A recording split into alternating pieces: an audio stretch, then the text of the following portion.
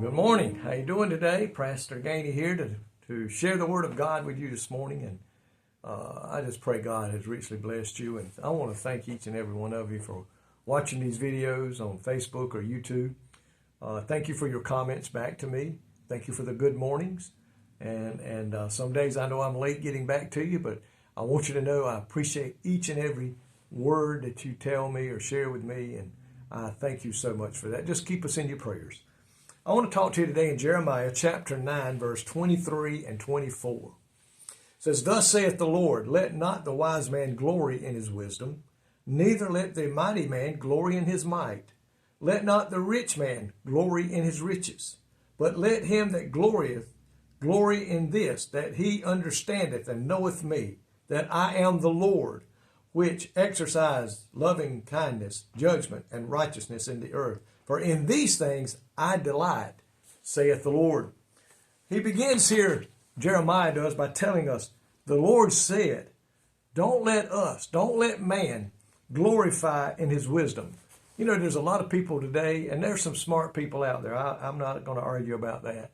But they think they're smarter than anybody else. And some of them think they're smarter than God. And they've got it all figured out and don't need God. And it says, do not let the wise man glory in his wisdom. My friend, the Bible says we have to have God in order to have the wisdom that we need to get through life. Wisdom, fear of the Lord is the beginning of wisdom. And God tells us in his word, I will give every person that comes to me and asks for wisdom, I will give it to you. And then he says, neither let the mighty man glory in his might. You know, there's a lot of men that walk around, and nothing wrong with having all these muscles and stuff like that. But they're thinking they're the strongest person in the world. There's nothing I can't win. There's nothing I can't beat. There's nothing that I can't overcome. But then the littlest thing of bad health or something comes along that could strike them down and reduce them to weakness. So they think, but because of who they are with muscles and might and strong, that they can stand it all. And then he says, let not the rich man glory in his riches. My friend, we could have money today and have none tomorrow. We think about back during the Depression. People went to bed that night, millionaires, maybe even a billionaire. And some woke up the next morning without a penny to their name because the market crashed. And don't ever think it can't happen again. There's a lot of people put their money, or they're betting on that dollar that's in their pocket, that dollar that comes every week in their paycheck, and it's in the bank. That's what they're counting on to get them through hard times. But there could come a time where a dollar won't be worth a plug nickel, as we like to say in the South. But we must not boast in worldly knowledge. We must not boast in how strong or how mighty we think we are, or in our riches. Instead, we must exalt and rejoice in our personal relationship with God. It says, Lord, he enables us to live the life that we live. Thank God for that.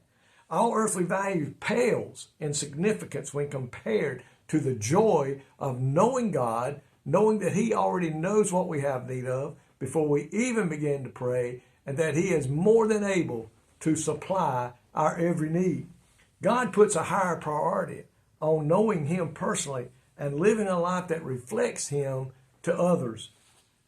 It says true worth consists in committing ourselves to the Lord. That's what it really means, and his standards, and allowing him to fill us with his Holy Spirit. We can stay close to the Lord by spending time communicating through his word and communicating with God. And it will lead us in the way we need to go while we're in this world. My friend, if we want to get through this life successful, we want to get through this life to where we can live on the other side of heaven. When we leave this world, we're going to go to heaven. Then we need to stay in God's word, and our relationship must continue to grow stronger with him. So how do you want people to remember you this morning?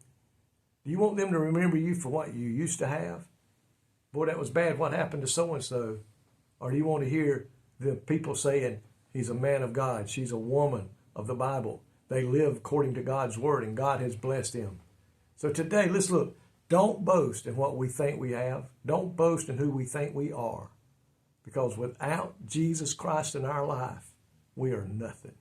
But with Christ, all things are possible. Thank you, Lord, today for your love and mercy. Thank you for your grace that you give us each and every day. Lord, I pray today that we will realize that we must depend on you and put our trust in you 100%. Don't trust the things of this world. The Bible says they're going to fade away one day, but it also says that your word will endure forever. Help us to put our trust in you and your word in Jesus' name. Amen. My friend, may God richly bless you today is my prayer.